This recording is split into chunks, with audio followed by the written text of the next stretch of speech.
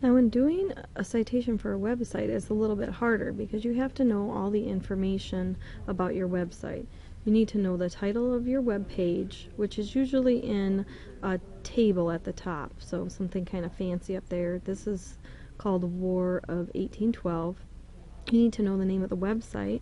The name of the website is PBS. You need to know the title of the article that you are quoting from. This one is An American Perspective on the War of 1812. If there's an author, that's really great.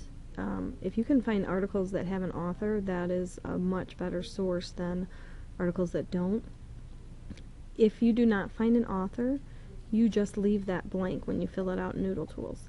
And the last thing you need to know is when this article was published or updated.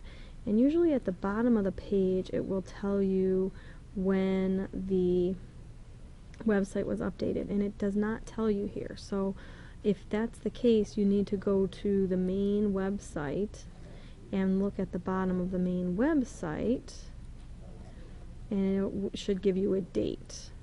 Something like PBS is going to be probably here, 2014. So you just use 2014.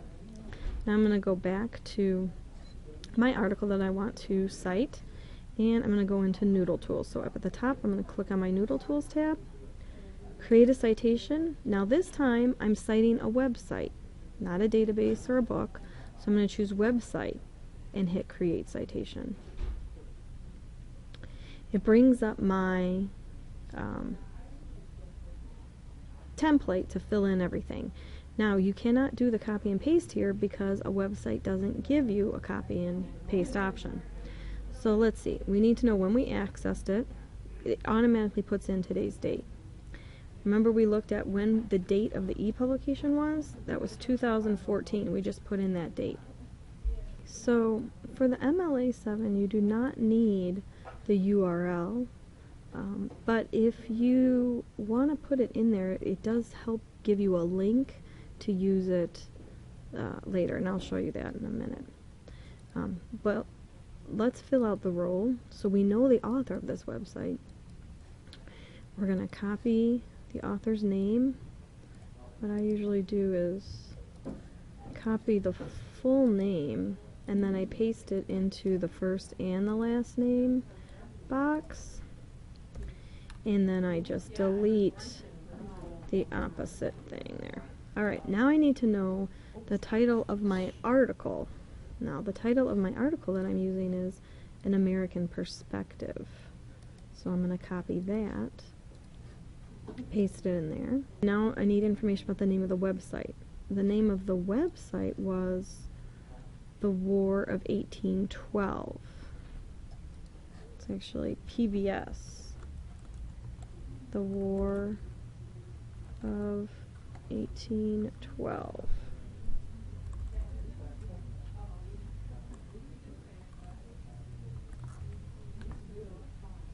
Okay. Alright, so now there was no editor, we don't need that. A lot of times there's not a publisher, so you're going to leave that blank. And we're going to hit submit. And it's going to give you your exact citation that you need for your annotation. Over here on the left, this is what I was talking about, if you put the web link in, so when we did that for the database, we can click on View Live Web Page. Over here it says View Live Web Page next to the citation. On this citation, see how there's no link there? If I click on this, this takes me back to that article that I first cited, which is very handy to have. So one of the reasons you might want to put the web address in your citation is so that you have that link right in there. And we can go back in and do that. Over here on the right, you're going to hit Edit. You're going to go in and get that website address, copy it, go back into Noodle Tools, and I'm going to paste this in there. And submit again. Don't change anything else. Everything else was correct. So now that article from the web has the link there for you to go back to it, which is very handy. However, when you look at Noodle Tools, it contains that website in there, and it really should not be in there when you turn in your paper.